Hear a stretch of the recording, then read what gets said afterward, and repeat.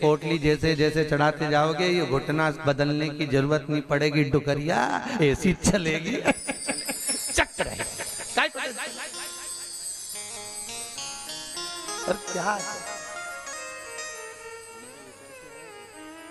कमरा भी है, शादी आई एक में 6 भरा, 6 इसलिए भरा तुम रात भर सत्संग करो,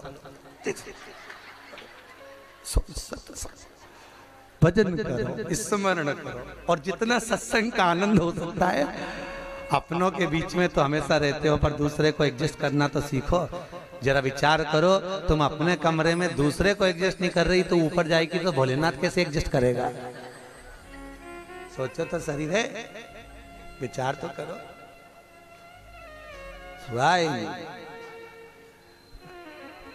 भगवान शिव की कथा है, 24,000 श्लोक शिव महापुराण में है, 12 संहिता, और एक एक संहिता भगवान शंकर को समर्पित है।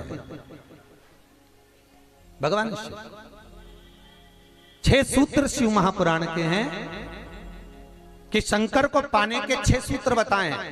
पहला, मस्तक पर तिलक लगा दो, त्रिपुंड लगा दो, नहीं लगा सकते तो गले में रुद्राक्ष की माला पहन लो।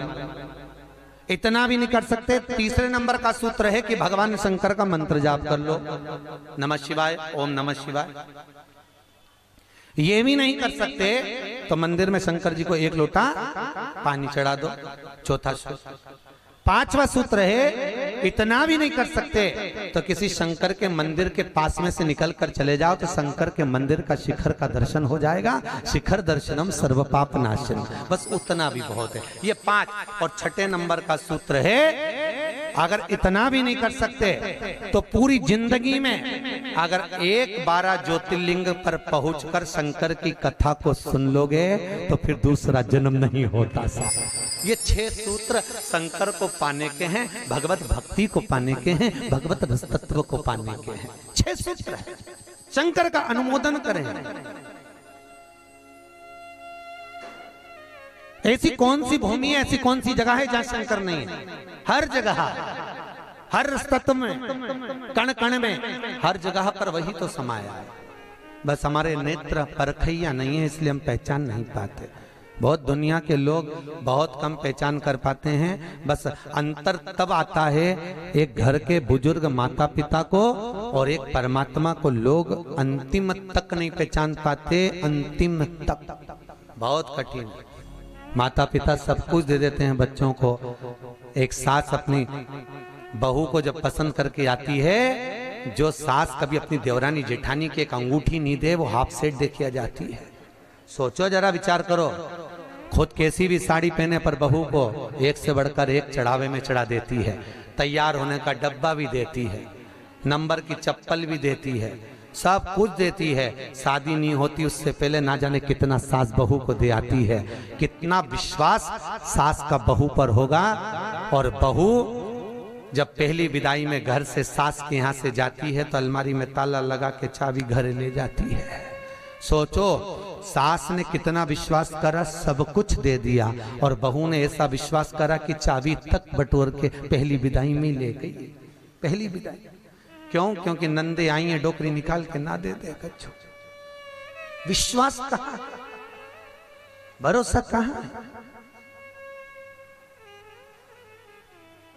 पूर्ण तक कहाँ है? भगवान शंकर की कथा कर रही है। 6 सूत्र में से अगर एक सूत्र भी भगवान शंकर का आपकी जिंदगी में आ गया तो जीवन का आनंद देने वाला हो गया। ध्यान देना, कन्यादान जो तुमने करा है उसका पुण्य तुम्हारे मरने से पहले हो सकता है कि समाप्त हो जाए। अन्नदान जो तुमने करा है उसका पुण्य हो सकता है तुम्हारे मरने से पहले समाप्त हो जाए। क्योंकि कई लोग कहते हैं हमने कन्यादान करा, हमने वस्त्र दान करा, हमने मुद्रा दान करी, हमने स्वर्ण दान करा, हमने अन्न दान करा, हमने भागवत कराई, हमने रामायण करवाई, हमने गीता करवाई, हमने तीर्थ करे, हमने व्रत करे। ये सारे पुण्य तुम्हारे खाते में हैं। एक पलड़े में तुम्हारे पुण्य रखे हैं, पर एक पलड़े में जो पुण्य इकट्ठे करके रखे हैं तो पाप भी तो देखो कितना करो। पाप भी तो देखो, मालूम पड़े मुंह से किसी की निंदा कर दी, उसी पुण्य में से कम हो गया। हुआ कि नहीं हुआ? अरे बोलो तो सही, अब 200 रुपए लेके आई थी, अब 200 रुपए में से खर्चा करते जा रहे हो तो होगा कि नहीं होगा खर्चा? थोड़ा गलत बोल दिया, पुण्य समाप्त हुआ। किसी को अपशब्द बोल दिए, पुण्य समाप्त हो गया। किसी के लिए गलत देख लिया, पुण्य समाप्त हो गया। किसी के लिए गलत सुन लिया, पुण्य समाप्त हो गया। हमने पुण्य तो बहुत कमाया, हमने ढेर पुण्य इकट्ठा करा, कन्यादान, वस्त्रदान, अन्नदान, मुद्रादान, स्वर्णदान, भागवत, रामायण, गीता, यज्ञ, अनुष्ठान, संत पूजा, गुरु पूजा, सब कुछ करी, पुण्य तो ढेर इकट्ठा करा। पर मरने से पहले ये सारा पुण्य तुम्हारा बोलने से, अपशब्द कहने से, ताना देने से, निंदा सुनने से, गलत देखने से समाप्त हो गया। पर शिव महापुराण की कथा कहती है सारे पुण्य तुम्हारे मरने से पहले भले समाप्त हो जाएंगे, पर शिव महापुराण की कथा यदि तुमने भूल से भी 5 मिनट की भी सुन ली तो वो जिंदगी भर अटल और अमर हो जाती है, वो कभी समाप्त नहीं होती। शिव महापुराण की पुण्य कभी समाप्त नहीं होता, शंकर का किया हुआ पुण्य कभी समाप्त नहीं होता।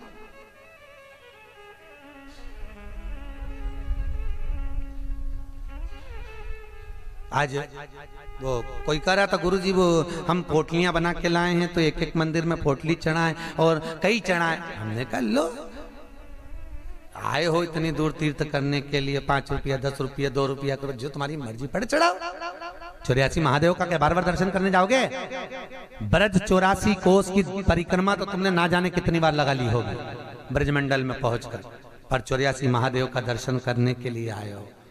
और वो 84 महादेव जिसको स्वयं भगवान शंकर की बहन छिप्रिया ने प्रकट किया था, शंकर के ही रूप तत्व से 84 रूप में उनको प्रकट किया है। पूरे विश्व में कहीं पर नहीं है, केवल उज्जैन में, केवल उज्जैन। तो भगवान शंकर की कथा कर रहे हैं, भगवान भोलेनाथ का चरित्र वर्णन कर रहा है। 6 सूत्र में से एक सूत्र भी अपनी जिंदगी में उतारा तो जीवन सार्थक हो गया। मात्र भगवान शंकर की पावन कथा का रसतत्व ग्रहण करें। एक देवराज नाम का ब्राह्मण शरीर में ताप पड़ गया, और शरीर में ताप पड़ने के कारण बहुत ताप पड़ा तो शंकर के मंदिर में पहुंच गया, बैठा।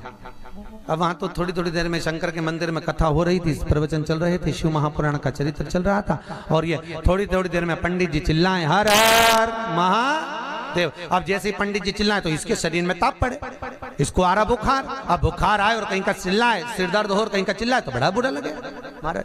अब इसको तो बड़ा अंदर से खटकाओ कि बताओ मेरे तो शरीर में ताप पड़ रहा है, महाराज हर हर महादेव चिल्ला रहा, पर बोल सकता नहीं। ताप पढ़ते पढ़ते पढ़ते पढ़ते थोड़ी देर में ये यहाँ से चला शंकर के मंदिर से कथा श्रवण कर कर थोड़ी देर भले ताप पड़ा, बुखार आया, सिर दर्द हुआ, सब कुछ हुआ, पर शंकर की कथा तो शरीर में पहुंच गई, इस आत्मा तक पहुंच गई। होता है जब घर से चले होगे तो सोचे पाँव दुख रहा है, बुखार आ रहा है, सर दर्द हो रहा, ये हो रहा, वो हो रहा, पर शंकर के धाम में पहुंच गए तो अब ये सोच लो कि तुम शंकर के हो गए, तुम शिव के। यहाँ बिठले सेवा समिति के कहने पर नहीं आए, यहाँ पाठक जी के कहने पर नहीं आए, यहाँ हमारे कहने पर नहीं आए, यहाँ तो हम भी बुलाते तो तुम नहीं आते, क्योंकि ये नगरी महाकाल की है। महाकाल का राजा है महाकाल, और महाकाल राजा का एक नियम है, यहाँ कोई राजा, कोई मंत्री, कोई बड़े से बड़ा राजपाट वाला इस नगरी में रात नहीं रुक सकता, यहाँ का नियम है। क्योंकि यहाँ एक ही राजा, कौन सा? महाकाल राजा, बस उसी का राज्य चलता। तो जब उसके घर में आए हो तो हम कौन बुलाने वाले? बोलो तो सही। उसने बुलाया, उसने ठहराया, उसने खिलाया, उसने घुमाया, 5 दिन घूमो फिरो, उसका दर्शन करो, आनंद करो, घरे जा। घर वाले पूछे कहाँ गई थी तो कहना महाकाल के घर गई थी, उसने बुलाया। रामकृष्ण परमहंस जी से एक ने कहा, रामकृष्ण परमहंस जी से बोले, अरे रामकृष्ण परमहंस जी, हमने सुना है कि माता जगतजननी जगदम्बा शारदा भवानी माँ देवी आपसे बात करने के लिए आती हैं, आपसे मिलने के लिए आती हैं। रामकृष्ण परमहंस जी ने कहा, तो रामकृष्ण परमहंस जी, अगर देवी जी तुमसे मिलने आती हैं, देवी जी तुमसे बात करने आती हैं, जगदम्बा तुमसे मिलने के लिए आती है, तो रामकृष्ण परमहंस जी एक काम करो ना, एक आध बार माता जी को हमारे घर भी भेज दो। हंसी उड़ाने वाले तो कुछ भी बोल देते हैं, एक आध बार माता जी को हमारे घर भेज दो। रामकृष्ण परमहंस जी ने कहा ठीक है, एड्रेस बता दो, देवी जी को तुम्हारे घर भेज देंगे। बोलो एड्रेस क्या है? उस व्यक्ति ने कहा फलाना गली में, फलाना मोहल्ले में, ये वाले मकान में, इस नंबर में, इस जगह पर मैं रहता हूं। रामकृष्ण परमहंस जी ने कहा, स्वामी विवेकानंद के गुरु रामकृष्ण परमहंस जी कहते हैं, जो एड्रेस आपने दिया ये तो आपके घर का है, ये आपके घर का एड्रेस है, आपका एड्रेस दीजिए, आप कहाँ रहते हैं? उसको लगा मैं दुकान पे रहता हूं, तो हो सकता दुकान का मांग रहा है, उन्होंने दुकान का एड्रेस दे दिया। रामकृष्ण परमहंस जी बोले ये तो दुकान का एड्रेस है, आप कहाँ रहते हो, आपका एड्रेस दो। तो रामकृष्ण परमहंस जी के शब्द सुने तो उस व्यक्ति ने कहा ये हमारा ही तो एड्रेस है। रामकृष्ण परमहंस जी बोले जिस घर का एड्रेस दिया वो तो घर का है, जिस दुकान का एड्रेस दिया वो तो दुकान का, कि दुकान यहाँ है वो वहां घर है, तू कहाँ रहता है, तेरा एड्रेस बता, तू रहता कहाँ है?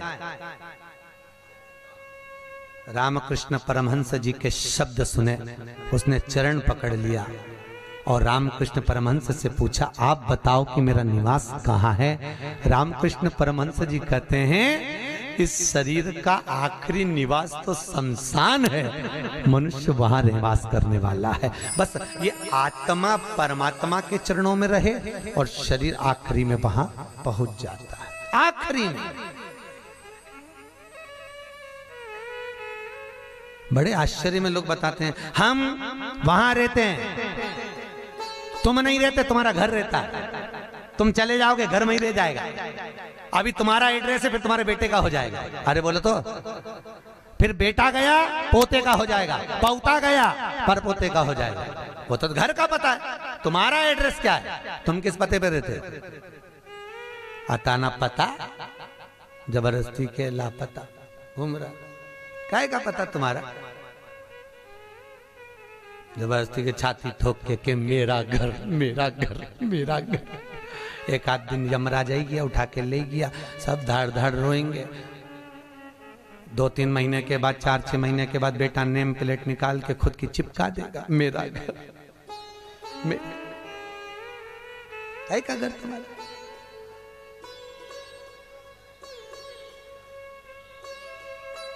क्या कहा? सज धज के जिस दिन मौत की सहजादी आएगी, न सोना। हमसे भी लोग कहते हैं गुरुजी तुम कथा वाचते हो, इतना सारा सोना मोना पहन के पहनते हो, तो हमने कहा जजमान लोग दे तो क्यों नहीं पहने? अरे बोलो तो दीजिए, कहीं करे कहीं बाद में जोड़ जोड़ के औलाद के देखे ना, तो है तो तुम्हारे पास भी, बस तुम भी जोड़ जोड़ के लाकर में अलमारी में लाकर में, और एक आध दिन मर गई और सारा पड़ा की पड़ा रह गया, ऊपर जाके याद करेगी वाला हार तो पीना ही नहीं, फिर कहीं मतलब का सब पहना कहीं करे वो कर।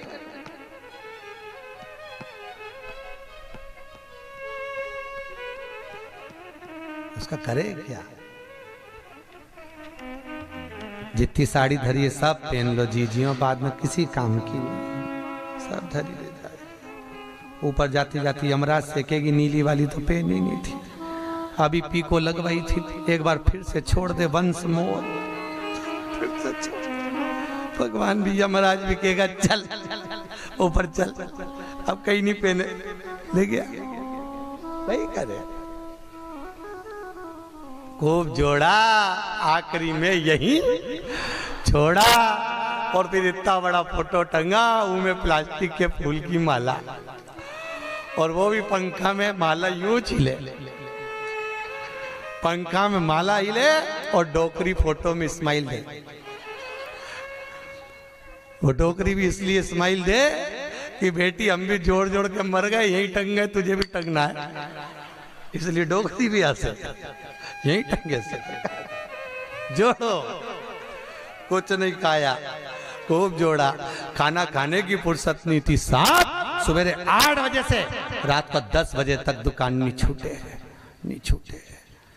एक एक ग्राहक के लिए बैठा दिया और आखिरी में सब छोड़ के घर के लोग अर्थी पे भी ले गए तो बांध के ले गए। सबको मालूम है मर गया, उसके बाद भी ना जाने क्यों बांध के ले जाते और खींच खींच के बांध, खींच और खींच और खींच।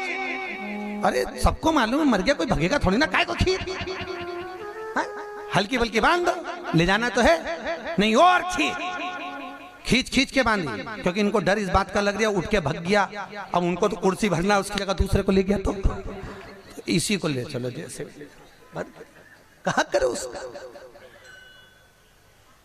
क्या। सज धज के जिस दिन मौत की शहजादी आएगी, न सोना काम आएगा न चांदी। छोटा सा तू कितने बड़े अरमान हैं तेरे, मट्टी का तू सोने जैसा मान है तेरे।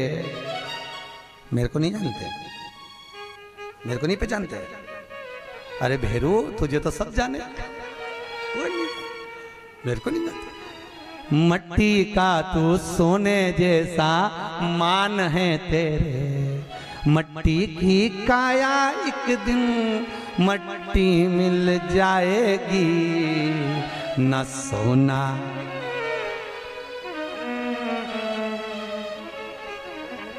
कई करोगा फिर।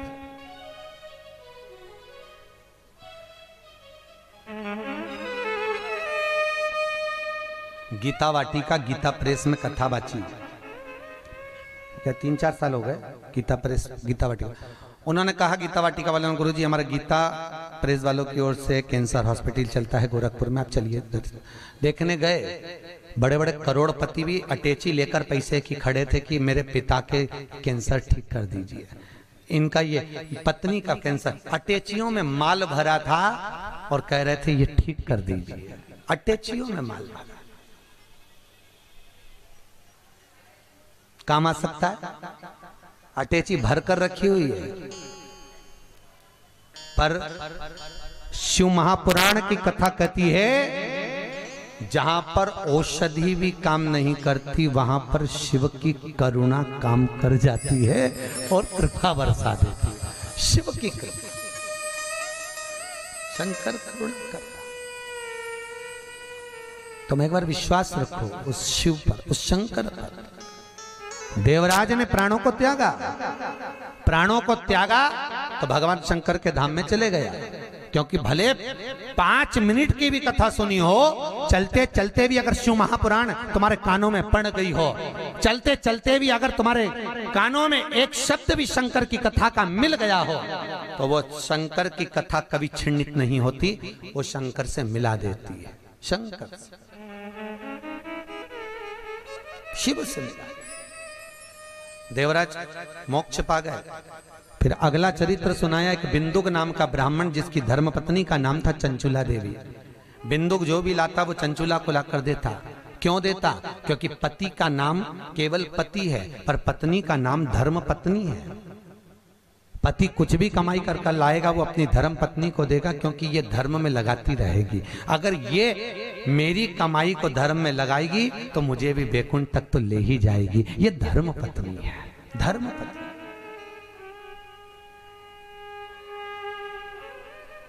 एक कथा के मुख्य यजमान गोपाल मंदिर वाले महाराज जी बने हैं, पंडित जी, पाठक जी, परंतु इनके मन में कथा का आया ना आया वो बात की बात है, पर धर्म पत्नी हमारी भाभी जी, इनका मन में कथा सुनकर मन में भाव आ गया, गुरुजी एक कथा कराओ, बस ये कृपा। जिंदगी में एक बार शिव महापुराण, फिर ठाकुर जी की जो मर्जी, भोलेनाथ की जो, पर शिव पुराण तो करा लो। हजारों हजार भागवत, हजारों हजार राम कथा, हजारों हजार गीता का स्मरण करने पर भी जो पुण्य प्राप्त नहीं होता वो मात्र एक दिन की, मात्र 5 मिनट की शिव महापुराण श्रवण करने से प्राप्त हो जाता है। साहब शंकर की कथा का रसतत्व ग्रहण करने से प्राप्त हो जाता है, मात्र एक क्षण की, एक क्षण। और बहुत किस्मत वाले हो साहब, आपके बच्चों ने, आपकी बहुओं ने, आपकी बेटियों ने, आपके परिवार वालों ने आपको जमा कर सूटकेस अटैची जमा कर भेजा है साहब। आपकी बहुओं को, आपके बेटों को, आपकी बेटियों को धन्यवाद दूंगा। उन्होंने कहा मम्मी जाओ, पापा जाओ, हम बोलते हैं, हम बुक कराते हैं। और मैं धन्यवाद दूंगा पाठक जी आपके भी बहन बेटियों को। उन्होंने कह दिया मम्मी तू कथा करवा, पापा आप लग रहो, अपन करते हैं व्यवस्था, सब आनंद होगा, कथा का अलमस्त होगा। ये जीवन का सुख है साहब। याद रखना, कोई एक बेकार काम करते हैं तो हमारे पितरों को लोग देखने तक नहीं जाते, पर घर का एक व्यक्ति भी अगर पुण्य का कार्य कर लेता है तो उसके पूर्वजों की पीठ स्वयं नारायण जाकर थपथपाते हैं कि तेरे वंश में कोई पैदा हुआ जिसने सत्कर्म करा, सत्कर्म किया।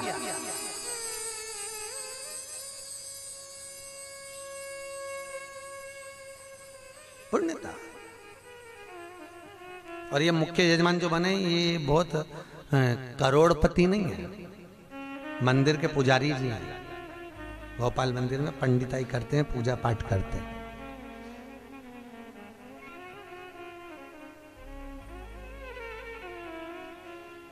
उसमें भी शायद मेरे हिसाब से, मेरी सोच से तो 3-4 हजार रुपये महीना कुछ मिलता होगा। उसके बाद भी मन देखिए कि नहीं, कथा रस तत्व हो महाराज, श्रवण करें, जीवन का सुख पाए।